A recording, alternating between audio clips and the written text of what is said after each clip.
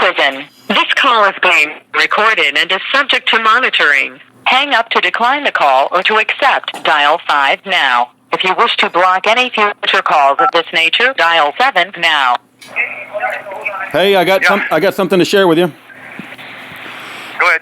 So I took down any file that had Galt motor diagrams from your webpage, and I called that dude twice, and both times it rings, it acts like it answers, and then within 2 seconds it hangs up. So I sent this guy an email, and I told him who I was, I gave him my phone number, and I sent you a copy of the email too, so you'll know exactly what I said to him, but he's not answering his phone for some reason. That's good. Okay. I reached him twice. He was probably busy talking to me. Oh, okay, great. Well, I'm glad to hear that. And he's interested in everything, and he had some more questions. And I told him that you had you could answer almost any question he had, but he should just talk to you. You bet. You're America's most provably innocent political prisoner. I like talking about you more than anybody else. It's so easy to discuss your case, man. Anyway, I told him about the platinum claims, and we talked about dividing California, and he told me that they were going to force California into bankruptcy, and he's just into all that stuff. He says it, and I told him about my deed polls, and we just covered a little of everything. I told him you had the drawings, and we could patent it in Australia if he wants, and I just kind of covered everything a little bit, and so he'll be full of questions. So you can call him. Just keep trying. Okay. He says he needs 2 days to go over everything, and that's including talking to you. So I would just try later tonight and tomorrow. Just keep at it. But anyway, all right. He's interested in everything, and we're trying to get some commitment to get him to help because he can get his trumps here. Okay. He's got a friend that works in the White House, so okay. It's good. Great. There is something I need from you that won't cost too much, though, if you can help. Bob wants to put my brief into the Supreme Court. I told you about it earlier, the 2241. Yeah. And we are missing a document that's on the PACER. Should be about 15, 16 pages. We need it by Wednesday so we can put this in the mail. He's not going to... He's throwing a tantrum. He says he wants the exhibit. In my case, on the murder for hire case, I filed a 2255. They denied my 2255. That is what he wants. Hold on. You just have to find the 2255, and the next document thereafter denies my 2255. He wants it put in the mail. He wants it here, he says. Okay, the biggest challenge I got, I'm not like the expert on this stuff, right? So I'm always feel like I'm swimming hard, right? But okay, so how do You're all I got, unless I call Chan. Well, I know. So how do I find the 2255? I mean, hold on just 1 second. Well, you have my case number, don't you? I think so. I think in the Ninth Circuit, it would be in California. Does it sound like it's 1:04-CR-00127? Does that sound like it? Could be, but I have two cases. One is for taking money out of my own bank account, and the other one is the murder for hire. They split them. Okay. So, did they end in RCT? Was the judge's name RCT?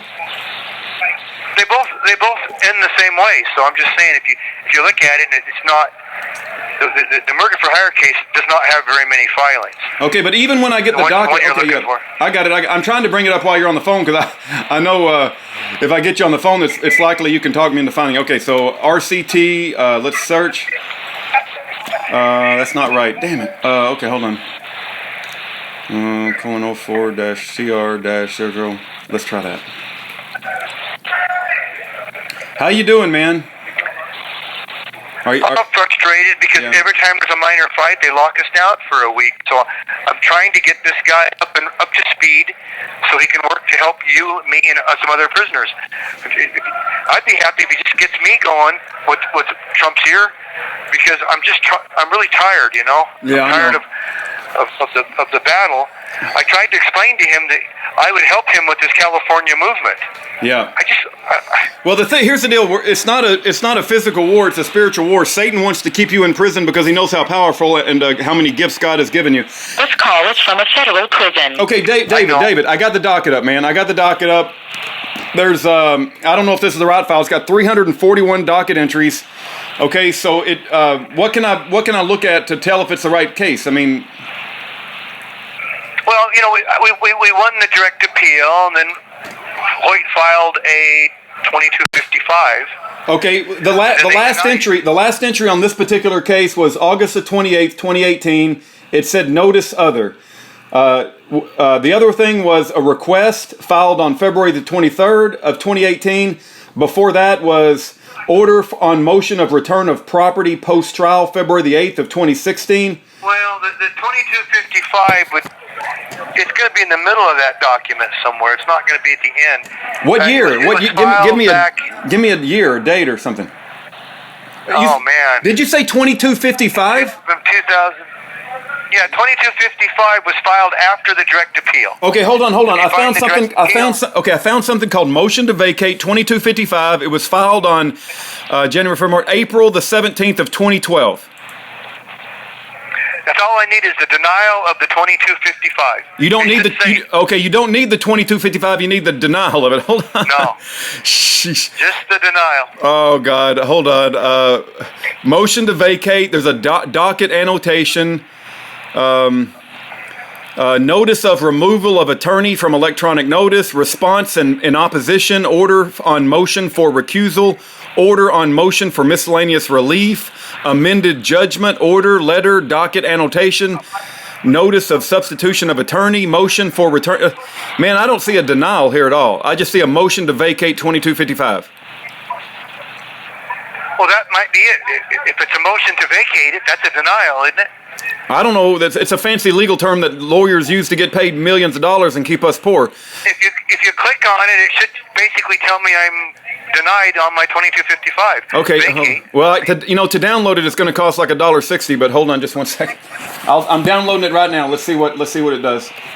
You could, read around there for a while before you decide. No. You can't read the document without downloading it. Okay. Here it says motion under 28 USC 2255 to vacate, set aside, or correct sentence by a person in federal custody. It's United States versus David Hinkson. It's your original. But this just looks like your dang motion. It doesn't look like, I do have a continuation sheet. Last page. Mm-hmm. It'll be signed by the judge at the end. Let me do that. Let me look up. One of those documents, they denied my 2255. I'm sorry we're spending money. I wish I could look over your shoulder right now. No, I know, yeah. All it has is signature of movement. The last page is not the signature of the judge, it's signature of you. Yeah. How about this one? Response in opposition. That's probably where the prosecutors argued against you. How about this? How about this one? Order on motion for recusal. Could that be it? It could be. It's right in there somewhere. Right. It's the one that says that they denied the 2255 and why. Yeah. It would be a motion, like you said. Hold on. Okay, David Roland Hinkson moves to recuse the undersigned judge pursuant to Hinkson's recusal motion was filed concurrently with a lengthy 2255. Okay, this might be it. They denied the 2255. It's not even going to be that many pages. My motion was, Hoyt filed 1,000 pages on there. Okay, this is 12 pages. I'm just trying to use our time properly because I know we're going to run out of time. Look, this is 12 pages. The last page is signed by Talman, who is absolute devil from hell, and I think this is it. It's okay. I'm going to put this in the mail going out tomorrow. It's called Order Denying Recusal Motion. So that's what's going out tomorrow. It's 12 pages long. But it's the order denying the 2255 that we want. Should be somewhere in there. Yeah, but it doesn't say 2255. It says order denying recusal motion, and then I can read you the overview. Well, you got it on the screen. Yep. If you got it on the screen, you could read it before you print it out. Well, I've already. If it doesn't say, I know. Yeah. If you already paid for it, but if it doesn't say that for denying the 2255, it's the wrong one. Well, here's the deal.